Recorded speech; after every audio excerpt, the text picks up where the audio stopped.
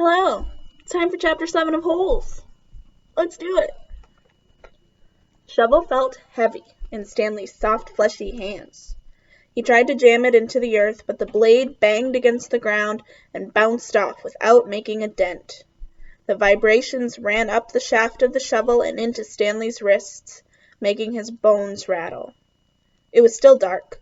The only light came from the moon and the stars, more stars than Stanley had ever seen before. It seemed he had only just gotten to sleep when Mr. Pendanski came in and woke everyone up. Using all his might, he brought the shovel back down onto the dry lake bed. The force stung his hands but made no impression on the earth. I'm gonna sneeze, hold on. Excuse me. He wondered if he had a defective shovel.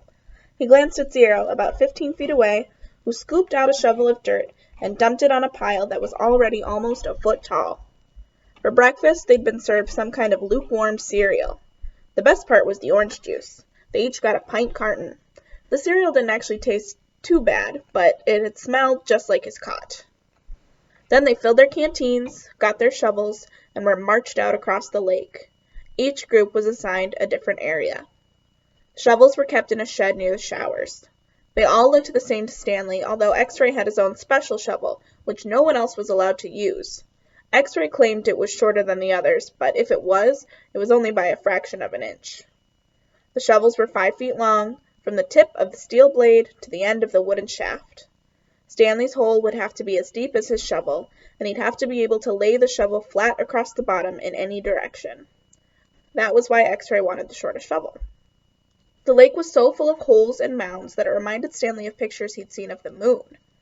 If you find anything interesting or useful, Mr. Pendanski had told him, you should report it, either to me or Mr. Sir, when we come around with the water truck. If the warden likes what you found, you'll get the rest of the day off. What are we supposed to be looking for? Stanley asked him. You're not looking for anything. You're digging to build character. It's just, if you find anything, the warden would like to know about it. He glanced helplessly at his shovel. It wasn't defective. He was defective. He noticed a thin crack in the ground. He placed the point of his shovel on top of it, then jumped on the back of the blade with both feet. The shovel sank a few inches into the packed earth. He smiled. For once in his life, it paid to be overweight. He leaned on the shaft and pried up his first shovelful of dirt, then dumped it off to the side.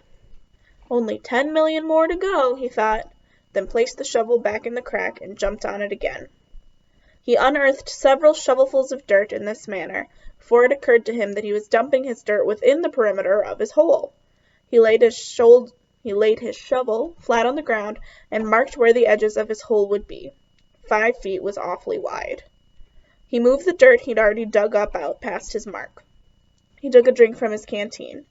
5 feet would be awfully deep, too. The digging got easier after a while. The ground was hardest at the surface, where the sun had baked a crust about 8 inches deep. Beneath that, the earth was looser. But by the time Stanley broke apart the crust, a blister had formed in the middle of his right thumb, and it hurt to hold the shovel. Stanley's great-great-grandfather was named Elya Yelnats. He was born in Latvia. When he was 15 years old, he fell in love with Myra Mankey. He didn't know he was Stanley's great-great-grandfather. Myra Mankey was 14. She would turn 15 in 2 months, at which time her father had decided she should be married. Elya went to her father to ask for her hand, but so did Igor Barkov, the pig farmer. Igor was 57 years old. He had a red nose and fat, puffy cheeks. I will trade you my fattest pig for your daughter, Igor offered. And what have you got? Myra's father asked Elya. A heart full of love, said Elya. I'd rather have a fat pig, said Myra's father. Desperate, Elya went to see Madame Zeroni, an old Egyptian woman who lived on the edge of town. He had become friends with her, though she was quite a bit older than him. She was even older than Igor Barkov. The other boys of his village liked to mud wrestle. Elya preferred visiting Madame Zeroni and listening to her many stories. Madame Zeroni had dark skin and a very wide mouth. When she looked at you, her eyes seemed to expand, and you felt like she was looking right through you. "Elia, what's wrong?" she asked, before he even told her he was upset. She was sitting in a homemade wheelchair. She had no left foot. Her leg stopped at her ankle. "I'm in love with Myra Mankey," Elia confessed. "But Igor Barkov has offered to trade his fattest pig for her. I can't compete with that." "Good," said Madame Zeroni. "You're too young to get married. You've got your whole life ahead of you." "But I love Myra." "Myra's head is as empty as a flower pot." "But she's beautiful." "So is a flower pot. Can she push a plow? Can she milk a goat? No, she's too delicate. Can she have an intelligent conversation? No, she is silly and foolish.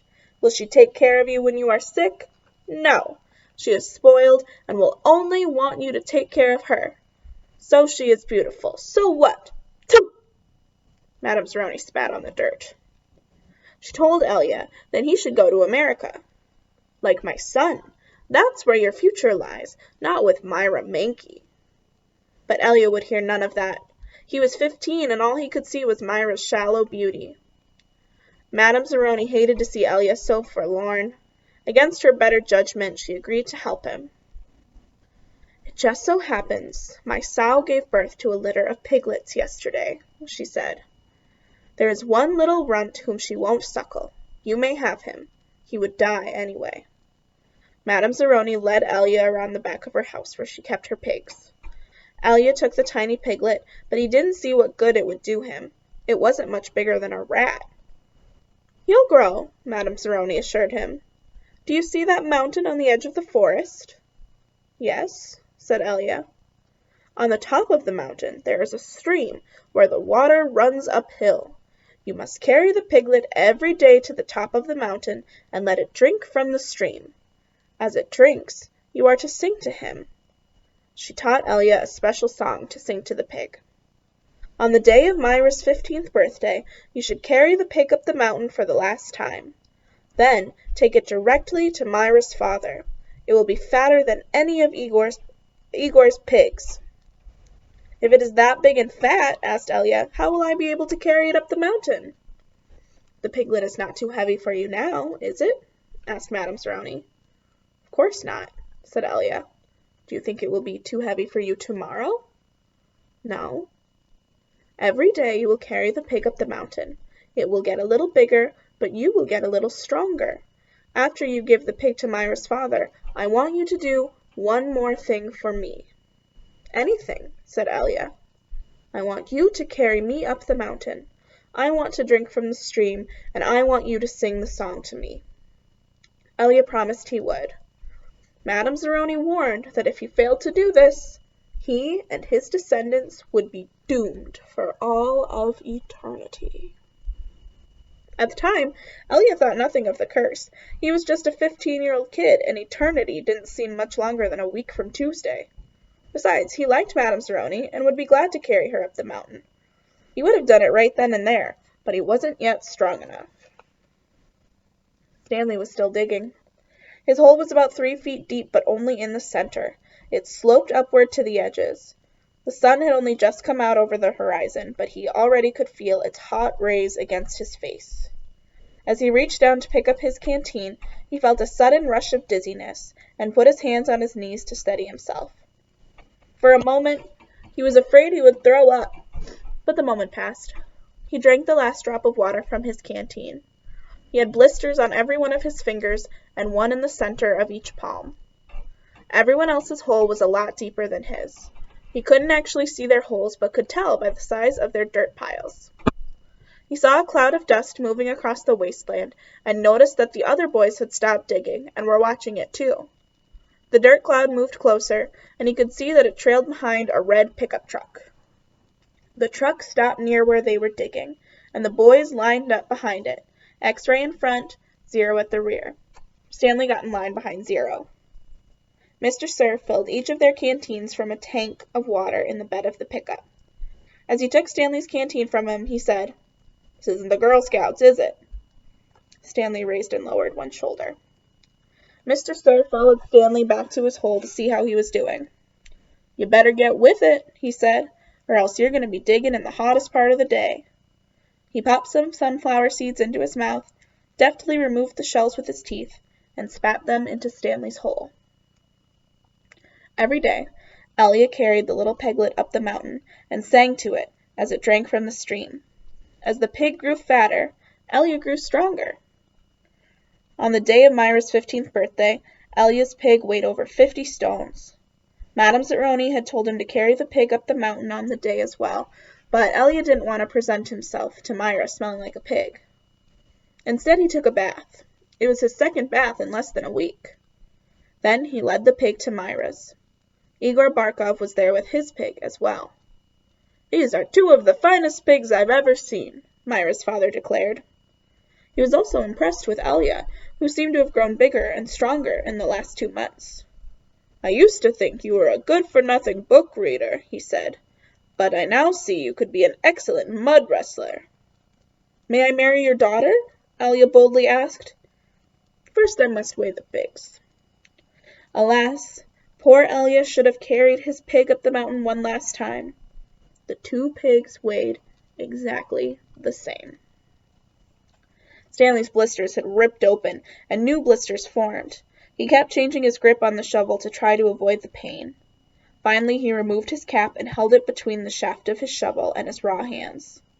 This helped, but digging was harder because the cap would slip and slide. The sun beat down on his unprotected head and neck.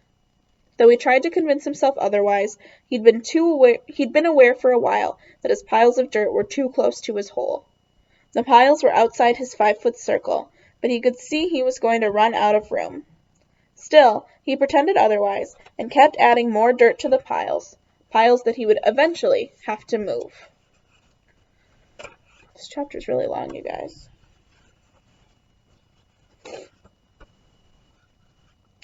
The problem was that when the dirt was in the ground, it was compacted. It expanded when it was excavated. The piles were a lot bigger than his hole was deep. It was either now or later. Reluctantly, he climbed out of his hole and once again dug his shovel into his previously dug dirt. Alright, we're going to stop there because this video is going to get too long, and we'll do part 2 of this chapter next time. Bye-bye!